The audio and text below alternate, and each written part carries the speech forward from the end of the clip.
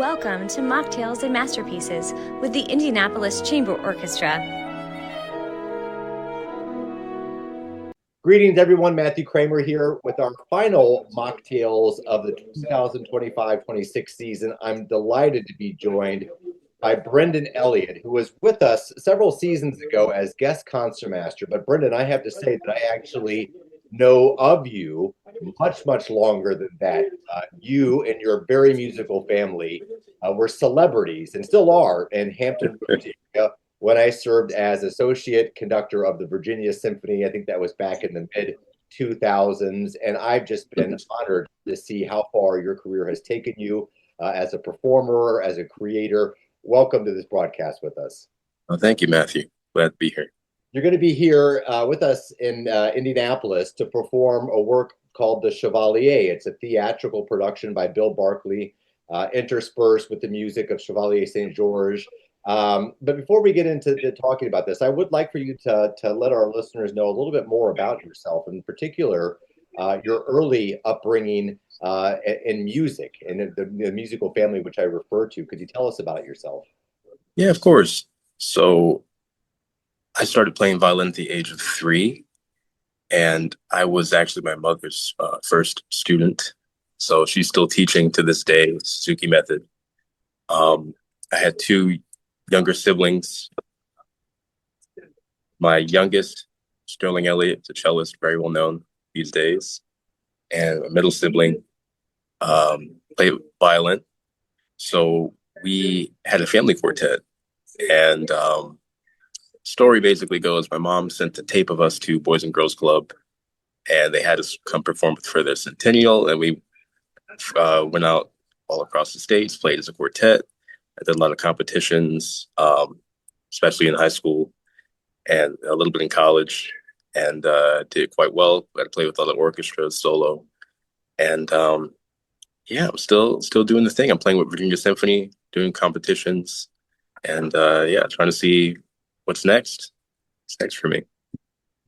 Would you say that you came to this naturally, meaning that you embraced music, you wanted to be part of this? I ask because as the father of 2 young boys who fight with me every single night, I ask them to play piano. It just seems like it was effortless for you and your family, that you just took to it naturally. Yeah, my mom tells me when I was young that I was always a bit of a perfectionist when it came to hitting things in my fingers with music. So I was stubbornly, how do I put it? I guess I just decided to take it very seriously from early on. And my siblings kind of just followed suit. You know, usually with siblings, they want to do what the oldest is doing to a certain point. So yeah, I kind of just let the torch there for a while, and I loved playing so much, and everybody loved hearing it. So I just kept with it. Yeah. As you mentioned, you're back now with the Virginia Symphony in your neighborhood, you know, in the region. But, you know, you have a very versatile career, which I'm very impressed with. And orchestral playing, solo playing, chamber music, and imagine teaching as well. Is this something that is you want to be able to balance all of these different things, or is there a specific place in your musical heart that a style of playing or a genre that is the most attractive? Well, it's a good question. I think I've decided for now, I was able to make it to the finals of the Strings competition, got 3rd place, and I got to the finals of the International Bologne competition last year, got honorable mention there. And I think, well, while I'm still able, due to my age, 31 now, there are still some competitions I want to try to participate in before it's too late. So that's kind of where my heart is right now. And then, yeah, we'll see how those go. And then after that, I think I'll take the orchestral track a little bit more seriously.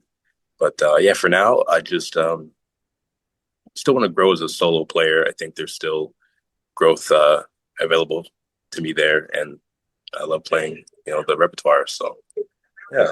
You mentioned the Bologne competition. I believe you have an excerpt that you can share with us. Is that right? Yes, I do. From the audition tape, I think it came out very well. And it was one of those performances where when you're done, you're like, ah, yeah, that's the one. So yeah, I can share that with you all. Yeah. It's terrific. This is Brendon Elliott.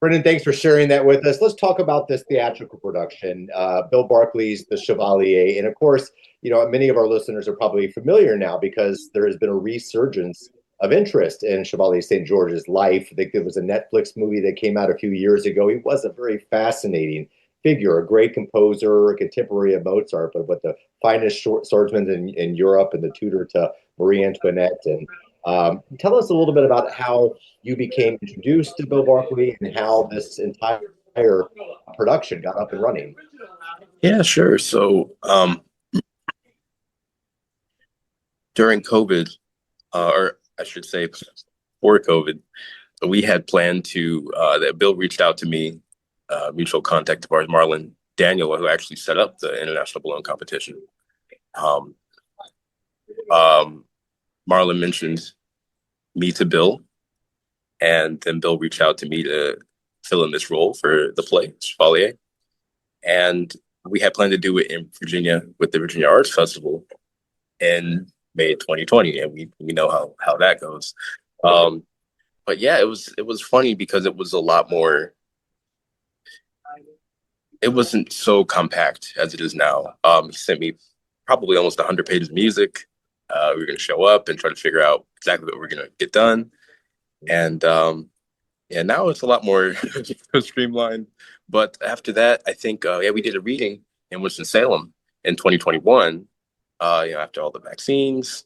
And then we did the performance. I think the first performance was with them a few months later. So after that, got some traction. Then we were able to actually do it, the real thing, the audience and all the musicians on stage. So yeah, it's it took a life of its own. It got a bit of traction, and yeah, we're hoping that with the Indianapolis Chamber Orchestra that this could be another run for us. So I've been doing it actually. This production with Indianapolis. It'll be Merritt Jansen and David Joseph, who were on the first shows, and Mir Antoinette, Mozart, and then Thomas Brazel, who has done a few with us. So I'm really looking forward to doing it again. Yeah. It's a beautiful production. Bill's staging is gorgeous. Just to let our listeners know what to expect. The actors are right there, and then when the theatrical element hands over to the orchestral element, you're the Chevalier St. George in costume too, as I understand. Is that right? Yes. Yeah. So we're switching back and forth. I had some friends asked me recently, there's a little fencing portion, and they saw some clips and said, "Are you doing fencing on stage?" I'm like, no, it's not exactly, but yeah, I play all the musical elements, and we're dressed exactly the same. So just to show the breadth of his talent, that he was involved in these politics, and also was the greatest violinist and fencer in France at the time. So yeah, an amazing career that he had. Well, we're delighted that you and the entire theatrical team are bringing this great story to life in Indianapolis. If you don't have your tickets yet, you have to go to the Madam Walker website. This performance will be at the Madam Walker Legacy Center, May 16th at 7:30 p.m. Brendon, it's great to reconnect with you. I look forward to welcoming you to Indianapolis and telling this fascinating story and sharing this incredible music by Chevalier St. George. Thanks so much for your time. Of course. Thank you so much, Matthew. Looking forward. Yeah.